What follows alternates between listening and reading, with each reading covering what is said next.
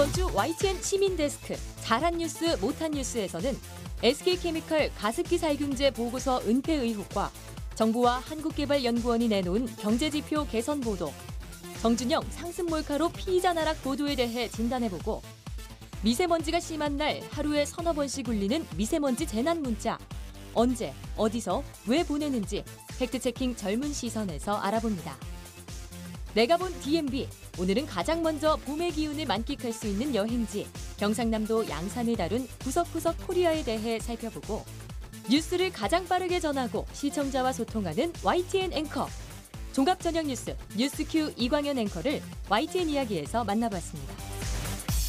여러분 안녕하십니까? 시청자와 함께하는 YTN 시민데스크입니다. 이번 한 주 YTN 프로그램 어떻게 보셨습니까? YTN이 국내 언론사 가운데 처음으로 유튜브 채널 구독자 수 100만 명을 넘겼습니다.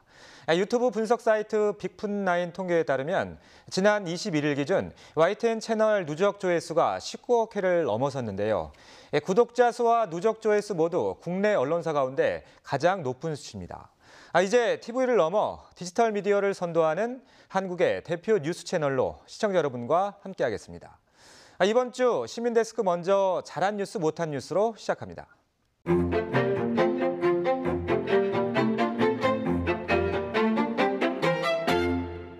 네, 오늘 함께 이야기 나눌 분들 소개해드리겠습니다. 민주언론시민연합의 김원경 사무처장, 김나정 시청자평가원, 그리고 강흥식 YTN 해설위원 나오셨습니다. 안녕하십니까? 자, 먼저 처장님. 네. 이번 한 주에 참 국주간 이슈들이 많았던 것 같아요. 특히 사회 뉴스 중에서 문재인 대통령이 직접 엄정한 수사를 촉구하기도 했었는데, 버닝썬 사건, 또 김학의 전 차관, 장자연 리스트 관련해서 보도가 쏟아졌고, 또 정치권에서는 요새 선거제 개편이 이슈다 보니까 관련 뉴스가 많았었는데 어떻게 보셨습니까? 사실 모든 내용이 국민들이 반드시 알아야지 되는 주요한 사안이었다고 생각을 해요. 그런데 너무 뉴스가 많다 보니까 뉴스가 뉴스를 덮는다라는 그런 이야기들도 많고, 그래서 무슨 뉴스가 터지면 이거 음모 아니야? 이거 뭔가 덮으려고 하는 거 아니야? 이런 그렇죠. 시청자들의 의견이 나올 정도예요. 그런데 제가 보기에는 하나하나가 다 매우 중요한 뉴스이고요. 다만 뉴스가 선정적으로 흐를 경우에 흥미 위주로만 소비되고 정말 그 사안이 해결되는 데는 도움이 되지 않을 수가 있습니다. 그래서 모든 내용이 선정적이지 않고 그 뉴스의 본질에 천착하는 그런 뉴스들이 많이 나와서 국민의 알 권리를 충족시켜줬으면 좋겠다 이렇게 생각합니다. 네. 자, 그런데 이번 주에 저희 콘텐츠 중에서 좀 관심 깊게 보신 콘텐츠가 있다고요? 네, 제가 YTN을 이렇게 노상 틀어놓고 보지는 않거든요. 그런데 보다가 깜짝 놀란 방송이 있습니다. 18일 방송된 샵 그런데라는 코너예요. 저는 사실 이 코너를 처음 봤습니다. 그런데 이 코너가 반민특위에 대해서 다루더라고요. 먼저 말씀을 드리면 제가 이제 민원연이 반민특위 관련돼서 얼마나 어떻게 보도됐나라는 것을 모니터를 한번 진행을 했어요. 그런데 그 모니터 발제가 올라와야 되는데 안 나와요. 그래서 왜 반민특위 관련해서 보도량이 어땠는지, 보도 내용이 어땠는지 짚어볼 생각을 안 하나 이렇게 물어보니까 저희 활동가들이 반민특위를 잘 모르더라고요. 그래서 그 발언이 망언이라는 것을 실감을 못하고 있다라고 저는 생각이 들었어요. 그래서 오히려 이 보도가 너무 정쟁으로 흐르는 것이 아니고 정치인들이 이런 말을 했다? 공격하고 있다? 누구는 어떻게 비판하고 있다? 이런 말이 아니고 이 사람이 한 이 말, 원래 반민특위라는 것은 무엇인가? 이것을 정리할 필요가 있겠다라는 생각이 들었는데 저의 그 문제의식에 딱 맞는 그런 아주 좋은 방송이었습니다. 그러니까 발언이 나온 이후에 반민특위의 역사적 사실과 해체 과정을 지금까지 고통받고 있는 반민특위 위원 그리고 그 후손의 목소리로 풀어낸 것이거든요. 그래서 독립운동가이자 반민특위 위원장을 지낸 김상덕 선생의 아들 김정육 옹이 인터뷰에 나오시고요. 그리고 반민특위 당시 조사관이었던 고 정철용 선생의 인터뷰, 그러니까 과거 인터뷰겠죠. 그 인터뷰를 두 개를 이렇게 잘 편집한 이런 내용이었습니다. 반민특위의 의미와 활동, 당시 위원들의 의지를 생생하게 드러냈고요. 이승만 정부가 당시 어떻게 회유를 하고 이 반민특위가 방해되었는지 그 습격과 와해된 과정 이런 것들을 잘 그려냈습니다. 이 두 선생의 인터뷰와 제작진의 자막이 잘 이렇게 어우러져서 사건의 전개를 보여주는 방식이 굉장히 극적이었습니다. 특히 이 내용을 보면요. 1990년대까지도 독립운동가 서훈 대상에 오르지도 못했던 김상덕 선생의 가족의 고통이 잘 그려져 있어요. 그리고 김상덕 선생이 월북을 하셨대요. 그런데 월북했다는 이유로 연좌제가 적용돼서 이 아드님이 생계조차 어려웠던 그 삶을 호소하시고요. 그리고 국민에게 맡겨준 친일 청산의 의무를 다하지 못해서 미안하다라고 하는 그 정철용 조사관의 사과가 이렇게 나옵니다. 이걸 보면 역사적 진실을 밝혀주는 것이 얼마나 중요한가라는 생각을 감동적으로 느낄 수 있습니다. 그래서 제가 보기에 이런 내용들이 좀 더 많아졌으면 좋겠다. 논란이 되고 있는 그 사안, 논란의 공방, 정치 공방을 전하는 것이 아니고 그 본질을 이렇게 제대로 짚어주는 보도가 나왔으면 좋겠다 생각했습니다. 지금 보신 이 그런데가 사실은 전 개인적으로는 제 동기가 제작하는 구성물이거든요. 그래서 저도 개인적으로 관심 갖고 지켜보고 있는데 저희 YTN이 12월 초에 이제 개편을 했고 거기에 맞춰서 새로 시작한 구성물이잖아요. 좀 계속해서 좀 좋은 반응이 나오고 있는 것 같아요. 예, 첫 방송이 지난해 이제 10월이었고요. 처음으로 그 채택한 아이템이 그 고양시에서 있었던 그 저유소 화재 사고였습니다. 당시 그 외국인 근로자가 날려보낸 그 풍등의 불씨가 저유소에 옮겨 붙으면서 일어난 그 뭐 어처구니 없는 화재 사고였는데요. 그 첫 방송에서는 그 이면을 좀 들여다봐가지고 그거보다는 오히려 그 화재의 근본적인 원인은 관리 부실에 있었다. 뭐 그런 메시지를 담은 그런 영상물이었습니다. 그래서 이 샵 그런 데는 이렇듯 그 이슈의 이면을 들여다보고 그를 전달하는 그런 것을 목적으로 그렇게 기획된 영상 구성물입니다. 그래서 앞으로도 뭐 이슈의 그 이면 그리고 본질에 다가가는 그런 다양한 아이템을 찾아서 방송하도록 하겠습니다. 자, 김나정 평가원님 이번 주 어떤 뉴스, 잘한 뉴스로 꼽으셨나요? 네, 저는 지난 13일에 보도됐던 SK케미칼 가습기 살균제 유해성 보고서 은폐 의혹과 관련된 보도를 꼽아봤습니다. 네, 과거 가습기 살균제의 유해성이 의심되는 연구보고서의 은폐 사실을 밝혀내서 시청자들에게 유익한 정보를 전달한 기사인데요. 국민들이 품고 있을 의구심과 또 해결되지 못했던 부분에 대해서 명확하게 취재하고 보도해준 지점이 있어서 잘한 뉴스로 선정했고요. 또 살균제 관련 과거 SK케미칼의 은폐 사실을 짚어주는 것, 또 보도의 구성면에서 시청자들에게 이해도를 높여줄 수 있었다고 생각됩니다. 또 차후 국회 개정안 발의 진행 상황 등 사건과 관련해서 필요한 정보들을 구체적으로 잘 전달해줬다고 생각됩니다. 예. 자, 그럼 지금 꼽아주신 잘한 뉴스 어떤 내용인지 먼저 함께 보시겠습니다. 지난 2016년 국정조사에서 SK케미칼 대표가 이 문건이 없다고 진술했습니다. 신지원 기자가 단독 보도합니다. SK케미칼은 1990년대 초반 가습기 메이트를 개발하는 과정에서 서울대학교 이영순 교수팀에 유해성 실험을 의뢰했습니다. 당시 연구팀은 6개월에 걸친 실험 끝에 가습기 살균제 성분으로 백혈구 수가 변화하는 것으로 보인다며 추가 연구가 필요하다고 판단했던 것으로 확인됐습니다. 하지만 SK케미칼은 제품 출시를 강행했고 2016년 유해성 논란이 불거지자 국정조사에서 연구보고서 제출을 요구받았습니다. 2016년 당시 김철 SK케미칼 대표는 국정조사에 증인으로 출석해 관련 문건을 찾지 못했다고 진술했습니다. 연구소에 지금 현재 그 문서가 보관되어 있지 않고 또 저희도 그 문서를 보관하고 있지 않아서 전직 간부의 하드디스크에서 유해성 연구보고서 내용이 담긴 내부 문건이 삭제된 흔적을 발견한 겁니다. 검찰은 SK케미칼이 가습기 살균제의 유해성을 인식하고 해당 연구보고서를 숨긴 것으로 의심하고 있습니다. 자, 지금 보도 내용 보셨는데 우리 사무처장님은 어떻게 보셨나요? 충격이죠. 사실은 저는 가슴이 굉장히 아픈 주제잖아요. 가습기 살균제 피해자가 분명히 존재하는데 도대체 가해자가 책임지는 사람이 없는 상황, 그리고 굉장히 오랫동안 쌓았는데 이 주제가 생각보다 언론에서 제대로 조명받지 못하고 있는 주제예요. 그래서 굉장히 안타까웠는데 게다가 이게 거의 뭐 거짓말을 해왔었다라는 것이 지금 드러난 상황이어서 굉장히 충격적이고요. 이 관련된 내용이 좀 더 집중 보도됐으면 좋겠다. 그러려면 YTN에서 정말 내가 끝까지 한다.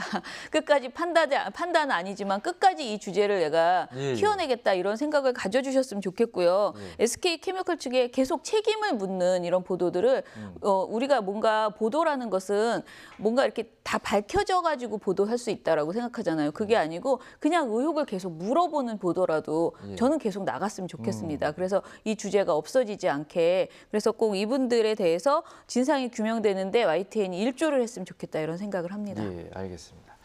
자, 사실 보도 이후에 SK케미칼 부사장이 구속이 됐잖아요. 근데 제가 뭐 법조팀에서 취재를 많이 해봐서 아는데 사실 검찰 수사와 관련된 단독 보도가 쉽지 않거든요. 왜냐하면 이 피의사실 공표 문제가 걸려있기 때문에 항상 검찰에서 확인을 잘 안 해주거든요. 그래서 이번에 단독 취재하게 된 어떤 뒷얘기가 좀 있을 것 같아요. 예, 이 보도는 그 사회부 신주영 기자의 단독 보도였는데요. 예, 처음에 그 SK케미칼 임원들에게 구속영장이 청구됐는데 그 혐의 내용이 증거인멸이었습니다. 증거인멸 혐의인데 물론 말씀하신 대로 그 어떤 증거인지 이런 것들이 나오지가 않는 거예요. 그래서 그 증거를 좀 알아봐야 되겠다. 이제 취재가 거기서부터 시작이 되는 거죠. 무엇을 없앤 건지.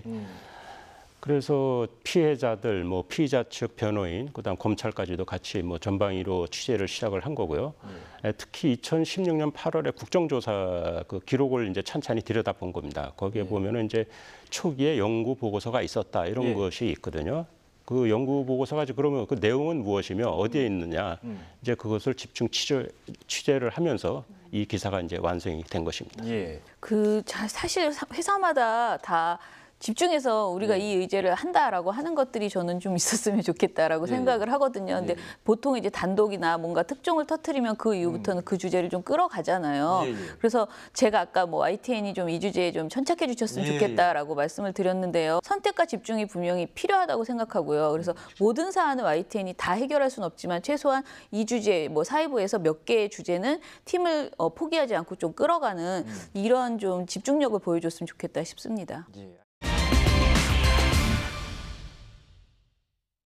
자, 이번에는 아쉬운 뉴스, 못한 뉴스 한번 꼽아보겠습니다. 사무처장님 어떤 뉴스 꼽아주셨나요?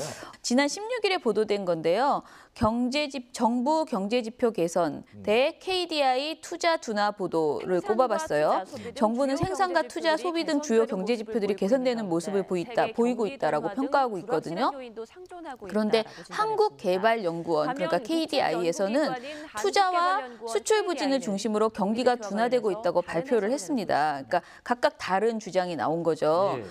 그런데 다른 주장이 나왔다라고 보도하고 끝나버렸어요. 그럼 우리는 너무 궁금하거든요. 뭐야, 정부에서는 지금 잘 되고 있다. 잘 되고 있어, 경제가. 이렇게 얘기했는데 한국개발연구원이 수출과 투자와 수출 부진으로 지금 경기가 둔화됐다라고 얘기해버리면 이것을 YTN에서 전해주기만 하고 말아버리면 안 된다는 것이죠. 그러니까 요즘 유행하는 팩트체크, 그것을 하셨어야 된다라고 생각이 드는데요. 이 보도가 그것을 못하고 그냥 각각의 해석을 그냥 전해주는 그런 수준에 그쳤다. 그게 아쉬웠습니다. 예. 굉장히 중요한 말씀을 해주신 것 같고요. 자, 평가원께서는 어떤 내용 꼽아주셨나요? 아쉬운 뉴스로. 네, 저는 최근 정준영 씨 보도와 관련된 뉴스들을 꼽아봤는데요. 특히 지난 17일 보도됐던 정준영 죄의식 없이 상습 몰카, 피의자 나락 보도에서는 카카오톡 대화방 내용을 복원해서 다소 자극적이고 국민의 알 권리 차원을 넘어서 필요 이상의 제시라고 저는 생각이 됐습니다. 또 이 뉴스를 접하는 시청자들이 비단 성인뿐만 아니라 불특정 다수라는 측면에서 선정성 부분에서 적합하지 않다고 생각했습니다. 자, 요즘 사실 대부분 언론사에서 저희 YTN을 포함해서 고민일 것 같은데 관심이 많다 보면 관련된 뉴스가 집중이 되고 그렇다 보면 소위 TMI라고 하잖아요. 쓸데없이 이제 넘쳐나는 정보들 그런 것까지 기사화가 되는 경향이 있는 것 같은데 소장님은 어떻게 보시나요? 저는 지금 김다정 평가원이 말씀하실 때 이제 어린이들도 보고 이런 얘기 하셨잖아요. 근데 특히 저는 YTN이 그걸 주의해야 된다고 생각을 하거든요. 이렇게 보면 은행에서도 그냥 막 틀어놓고 계속 있어요. 그래서 정말 불특정 다수가 언제든지 볼 수 있는 게 YTN이에요. 그러니까 별별 보도들이 다 나오고 있거든요. 다행인 것은 YTN은 아직 거기까지는 가지 않았다는 것입니다. 그렇지만 저는 이 선정적인 보도의 흐름을 멈추어야 되고요. 그러려면 YTN이 좀 더 선도적으로 좀 모범이 되는 보도를 보여줬으면 좋겠다. 그런 생각을 합니다. 자, 사실 어떻게 보면 버닝썬 사건도 그렇고 김학의 전 차관 성접대 의혹도 그렇고 또 장자연 씨 리스트 사건도 그렇고 어떻게 보면 좀 조심스럽게 다뤄야 하는 그런 공통점이 있잖아요. YTN을 좀 대표해서 해설위원께서 한 말씀 해주시죠. 예, 사실 저희는 이런 걸 하면 항상 그 회의를 통해서 어떤 그 가이드라인을 제시를 합니다. 그러니까 너무 선정적으로 흐르지 않도록. 그리고 우리 방송은 청소년들도 많이 보는 방송이거든요. 그렇기 때문에 그런 걸 감안해서 2차 피해가 또 발생되지 않도록 그런 걸 항상 강조를 하고 있습니다. 또 두 분이 지적하신 거는 뭐 전적으로 공감하고요. 제작하는데 반영하도록 하겠습니다. 알겠습니다. 자, 오늘 세 분 말씀 여기까지 듣겠습니다. 고맙습니다.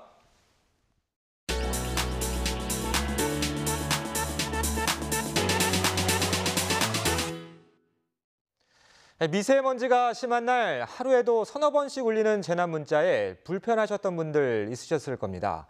행정안전부와 지방자치단체 또 기상청까지 보내는 기관도 한두 곳이 아닌데요. 미세먼지 문자 왜 이렇게 많이 오는 걸까요?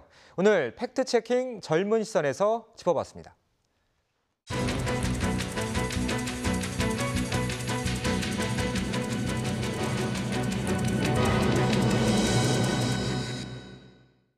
최악의 미세먼지 사태가 계속되면서 대기 상태가 나쁘다는 것을 알리는 문자 메시지 받아보셨을 겁니다. 실제로 저는 지난 3월 5일 환경부를 비롯해 서울시, 경기도청 등 총 3곳에서 미세먼지 재난 문자를 받았습니다. 같은 내용이 여러 차례, 심지어 요란한 알람 소리와 함께 오다 보니 재난 문자가 오히려 재난이라는 말이 나올 정도입니다.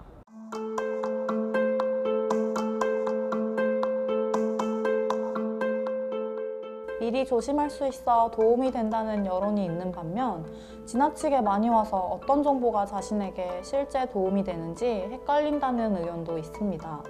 청와대 국민청원 게시판에도 미세먼지 재난 문자 발송을 줄여달라는 의견이 적지 않게 올라와 있는데요. 미세먼지 문자, 과연 이렇게까지 많이 받아야 할까요? 먼저 미세먼지를 재난으로 규정한 근거는 어디 있을까요? 지난 19일 정부는 재난안전법을 개정해 미세먼지를 사회재난으로 지정했습니다. 그만큼 심각해진 최근 상황을 반영한 것인데요. 환경부를 비롯한 지방자치단체에서는 이미 그 전부터 미세먼지 비상저감조치가 발령되면 경고 문자를 발송해 왔습니다. 그럼 미세먼지 비상저감조치는 어떨 때 내려질까요? 당일 오후 4시 기준 하루 평균 초미세먼지 농도가 세제곱미터당 50마이크로그램을 초과하고 다음날 하루 평균 초미세먼지가 세제곱미터당 50마이크로그램이 넘을 것으로 예보될 때 발령됩니다. 그런데 같은 내용의 재난 문자를 여러 기관이 중복해 보내는 이유는 뭘까요?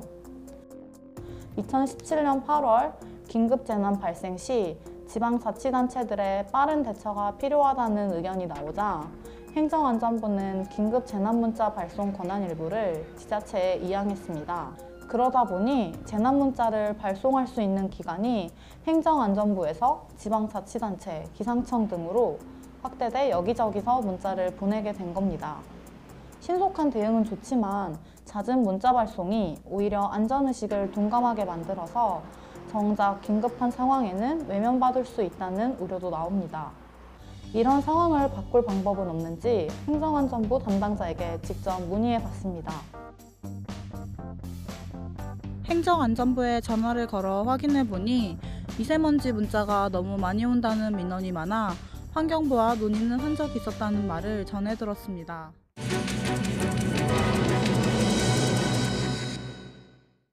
미세먼지와의 싸움은 하루 이틀 새 해결될 문제가 아닙니다. 단순히 마스크를 써라, 외출을 자제하라는 상투적인 내용의 재난 문자를 남발하기보다 생활에 도움이 될 보다 더 구체적인 정보를 국민들에게 알려야 되지 않을까요? 재난 문자, 이제는 새로운 접근법이 필요합니다.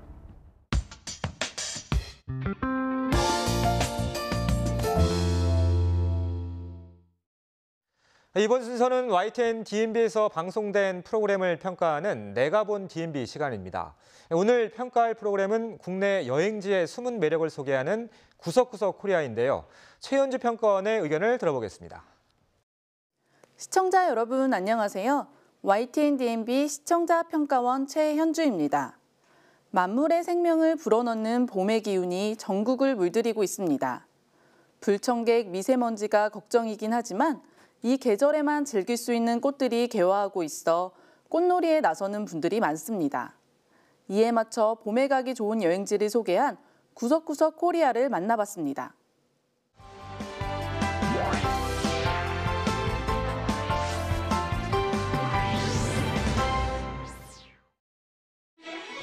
구석구석 코리아, 이번엔 봄의 향기를 찾으러 떠납니다.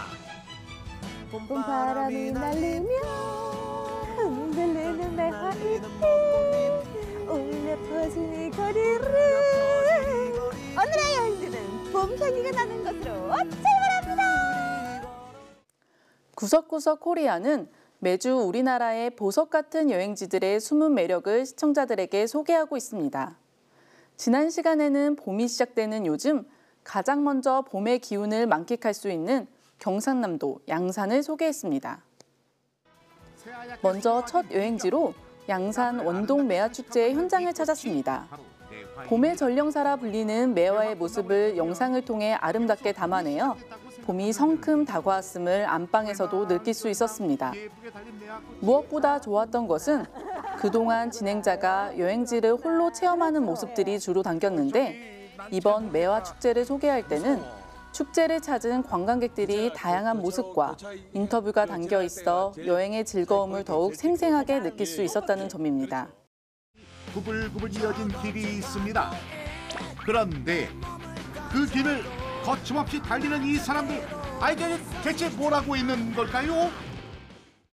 두 번째 여행지로 소개된 루지 체험은 생동감 넘치는 여행의 모습을 담았습니다.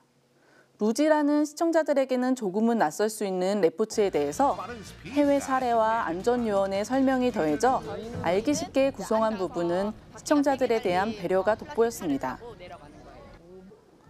또한 루지 체험에 앞서 안전모를 착용하고 여러 차례 안전을 강조했는데 이는 체험자들의 안전을 위해 꼭 필요한 부분이었습니다. 그런데 막상 진행자가 루지를 체험할 때는 안전요원이 다른 체험자들과 5m 정도의 거리를 유지하라는 주의에도 불구하고 진행자가 다른 체험자를 추월하거나 나란히 달리는 장면이 불안감을 주기도 했습니다. 다음 여행지로 소개된 통도사의 서운함에서는 16만 도자 대장경을 만나볼 수 있었습니다. 이것은 해인사의 8만 대장경을 한 장 한 장 도자기로 구워 만들었다는 스님의 설명이 덧붙여지긴 했지만 이것을 만든 배경이나 이유에 대해서는 자세한 설명이 없어 아쉬움이 남는 부분이기도 했습니다. 마지막으로 지역의 먹거리로 미나리 삼겹살을 소개했는데 지역 특산품인 미나리를 재배 현장에서부터 보여줘 지역 먹거리의 특색을 느낄 수 있어 흥미로웠습니다.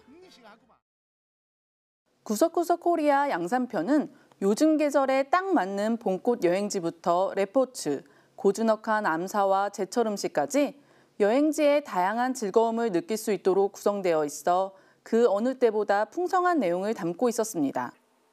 앞으로도 구석구석 코리아가 실제 여행지를 찾는 시청자분들에게는 여행 정보를, 여행에 나설 수 없는 분들에게는 화면으로나마 여행의 즐거움을 느낄 수 있도록 더욱 다채로운 영상을 전해주길 바랍니다.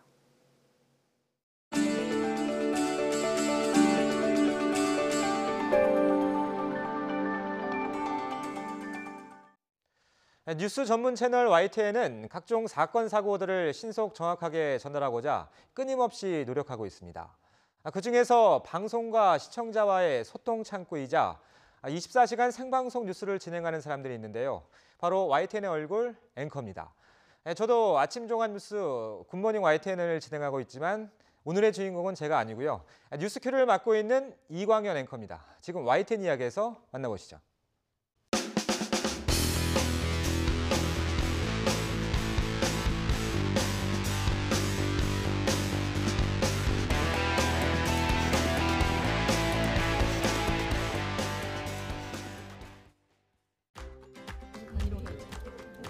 생방송 시작 30분 전 이광현 앵커의 손놀림이 분주합니다. 스튜디오에 들어가기 전 마지막으로 원고를 체크하는데요. 뉴스 무대에 오르기 직전 앵커는 자신의 역할을 어떻게 생각할까요? 뉴스라는 어떤 매개를 가지고 시청자에게 좀 더 신속하고 정확히 내용을 전달해주는 역할을 하는 사람? 급하게 어디론가 향하는 이광현 앵커. 방송 전에 꼭 챙기는 게 있다고 합니다. 저희가 2시간 반 정도, 3시간 가까이 뉴스를 하게 되니까 물 들어 나올 시간이 없을 때가 있어요. 그래서 큰 컵에 좀 물을 준비해야 되는 이유가 있습니다. 스튜디오 앵커석에도 생방송을 위한 만반의 준비가 되어 있습니다. 미세먼지 물컵들을 다 준비하고 있어요. 네, 그런 것도 여기도 다 데스크 밑에 살림살이처럼 이렇게 펜도 좀 놓고. 돌발 상황을 위해 착용한 무선 마이크만 무려 석 대. 방송 경력 19년 차인 이광현 앵커에게도 생방송은 늘 긴장되는 순간입니다. 시간은 흐르고 드디어 YTN 종합 저녁 뉴스 뉴스큐 생방송이 시작됐습니다. 여러분 안녕하십니까? 가장 빠른 종합 뉴스큐 시작합니다. 네, 법무부 산하 YTN 뉴스큐는 말 그대로 큐잖아요, 큐. 네, 가장 빠른 종합 뉴스 뉴스큐를 통해서 오늘 발생한 일은 다 볼 수 있을 정도로 노력을 하고 있고. 시시각각 쏟아지는 정보. 그 속에서 시청자에게 의미 있고 필요한 뉴스는 무엇일까요? 그 해답을 찾기 위해 앵커는 끊임없이 고민하고 노력하는 일을 멈출 수 없습니다. 최근 부쩍 많아진 속보로 스튜디오에는 긴장감이 이어지고 드디어 마지막 뉴스까지 2시간 30분. 휴, 오늘도 무사히 생방송을 마쳤습니다. 이광현 앵커, 오늘 방송 어떠셨나요?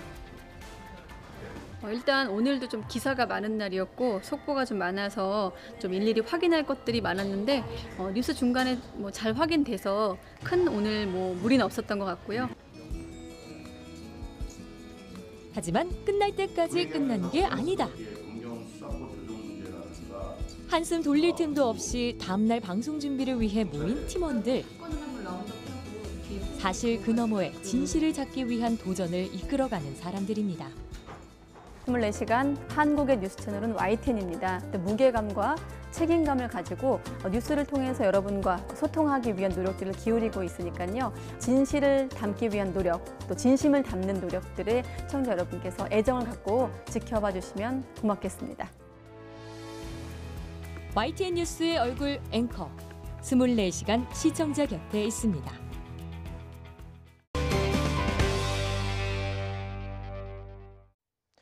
여러분, 옴부즈맨 애정지수라는 말 들어보셨습니까? 평가하는 대상에 대해 애정을 갖고 접근하면 차가운 시선의 평가보다 훨씬 더 효과가 있다는 건데요. YTN 시민데스크 시청자 여러분이 따뜻한 애정을 가지고 평가해 주신다면 옴부즈맨의 고유의 역할을 살리도록 최선을 다하겠습니다. 시청자와 함께 만들어가는 시민데스크, 다음 주 더 알찬 소식으로 찾아뵙겠습니다. 고맙습니다.